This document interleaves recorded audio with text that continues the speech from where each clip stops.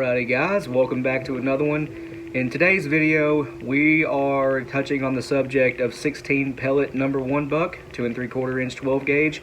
Now, Wade Rush has done a video on this previously, and I believe Roger Atkins has as well. And I've been getting a few requests to do it, so I figure, why not? I've never seen the 16 pellet number 1 buck, the factory offerings. I've never seen them around here. I've seen them online, but I am still looking for some. I really want to do a breakdown video on them. Hopefully that can happen soon, but for now we can put together our own. The 16 pellet number 1 buck shell has been around for a while, and people seem to really like it. So we're going to do it two different ways here. One extended range and one the way that factory does it. Using a, well, I believe now Winchester is using a sort of a brush wad. It's plastic, whereas they used to use a fiber wads. We are going to use a combination of, well, both today, plastic gas seal and a fiber wad, and the other one, of course, is going to be in a full-length non-tox wad for long-range patterns. Wads like this hold a lot better pattern at longer ranges. I do want to mention one thing right away. We are not using 30 cal here. Neither does Winchester. They're using anywhere between 28 and 29 cal, not true 30 cal number 1 buck. So I'm using 29 cal here. It's going to be about a 1 3/8 ounce assembly with the buffer. Without it, it's 1.31 ounces, which is basically right in between 1 1/4 and 1 3/8. Buffer is up to you. I would recommend it, especially for the one done with these.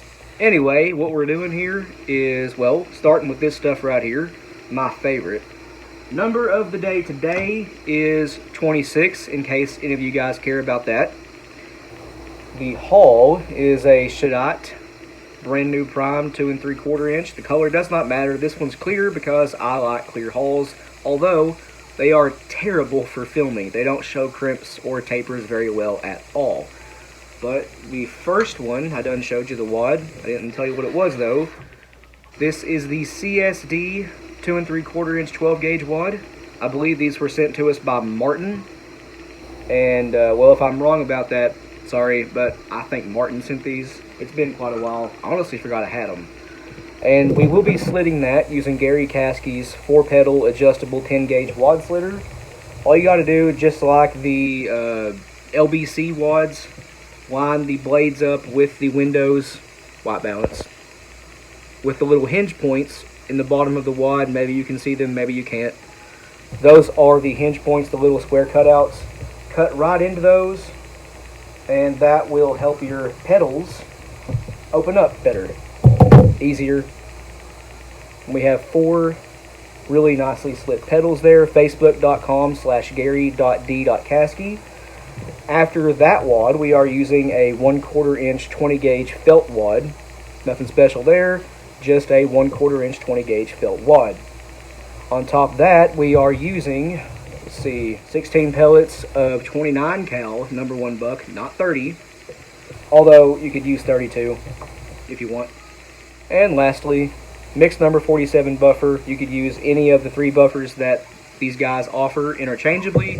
I like the ITX myself, or BSB, but I have mixed number 47 buffer right now, so that's what I'm using. If the washing machine in the background is bothering you guys, I'm sorry. I didn't know it was running before turning the camera on. It was in a phase where it wasn't making any noise. My wife is doing laundry, and I didn't know. Okay, to get this started, we have the dust in there. Hope you can see it rattling around. Maybe not. CSD 2 3/4 inch wad.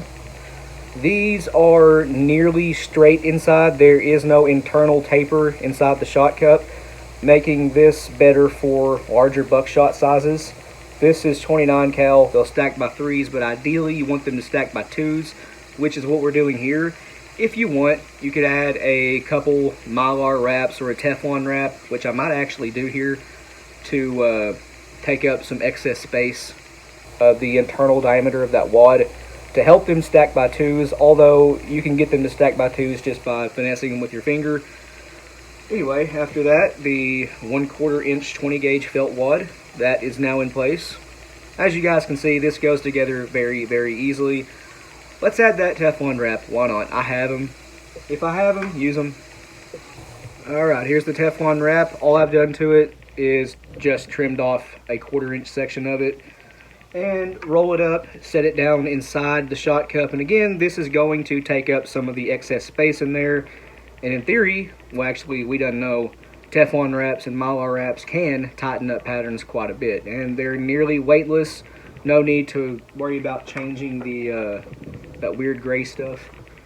Let's see, 16 pellets of 29 cal number 1 buck stacked by 2s. Alright, all 16 pellets are in here, and as you can see, they come up right to the top of the wad, exactly where it needs to be.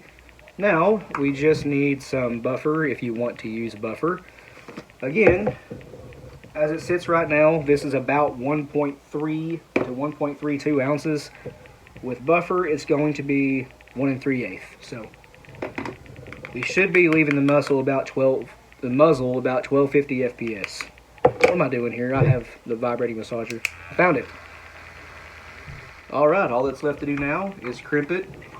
Backstation of the reload all is the 6-point Rebasator. I know you guys can't see that at all, but Rebasator did its job perfect. And final crimp. And that one looks really good. This one does not need an overshot card. And after that, taper with a BN2, and that one is beautiful. Okay, so it was getting just unbearably hot in there. Maybe you noticed the sweat on my face, but this one came out pretty well. I did move outside because it's, well, a lot colder out here. But that one came out pretty well. The crimp is nice and deep set, pretty even. It's not absolutely perfect, but it ain't gotta be. But that is 16 pellets of 29 cal number 1 buck in a CSD wad. This one should pattern good at even 50 yards. Again, about 1250 FPS and close to 1 3/8 ounces. So for this one, because we're outside now, the number of the day has magically changed to 28. Anyway, just need an X12X if this camera would focus. Come on. Yeah, there we go. Alright. I'm sure all you guys know what an X12X looks like, but get that down on top of that. Hey man, this camera it does not want to focus at all for anything. But on top of that, we need a, what is this, 1/2 inch waxed hard card. You could also use cork, felt, fiber, whatever you have. That is tight. I just put together 2 of these off camera before I started filming, and they were not that tight. Is that a 10 gauge? No. Alright, that took a lot more effort than it should have. I have no idea why that one was so tight. Again, I put together 2 of these each off camera before I started this, and they were not that tight. That's like, I don't know, 11.8 gauge or something like that. That's too big for 12. It's sort of, you can feel it through the hull. You can feel a ridge right here. Maybe you can see it too, I don't know. It's not a 10 gauge though. 16 pellets of, again, 29 cal. Hope I don't spill these. Oh yeah, it's going. Oh, that was off camera. I didn't spill them. Alright, give that a quick shake until they're evenly stacked by 4s.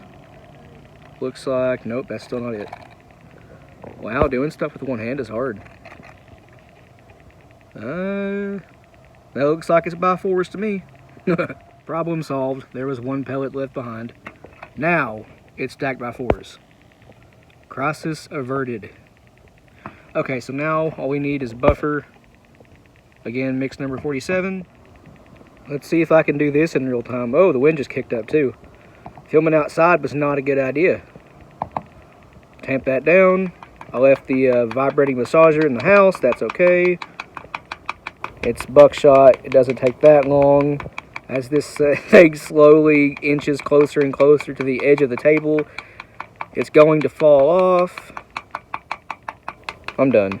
Okay, so enough messing around. The top row of pellets is, well, it's fully covered. That's a little more than you need, but this looks cool. Honestly, this one looks cooler than that one to me. I don't know. What do you guys think?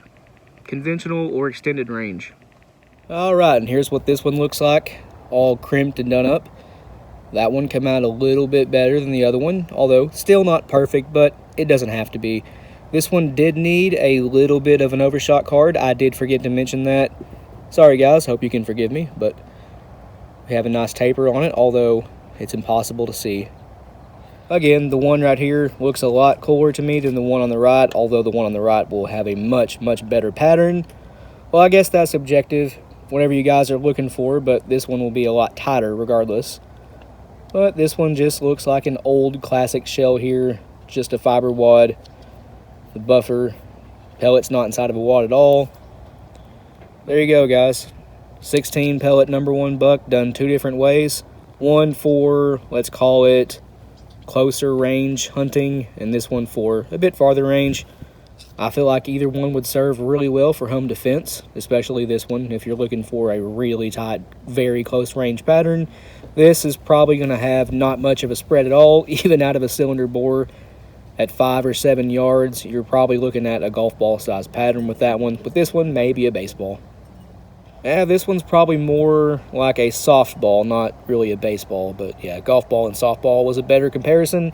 Anyway, I'm going to end this one here. If you want to, check out the stuff in the description below. Our Patreon really helps us out. Rumble, Instagram, merch store. But until next time, you guys take it easy, and we'll see you in the next one.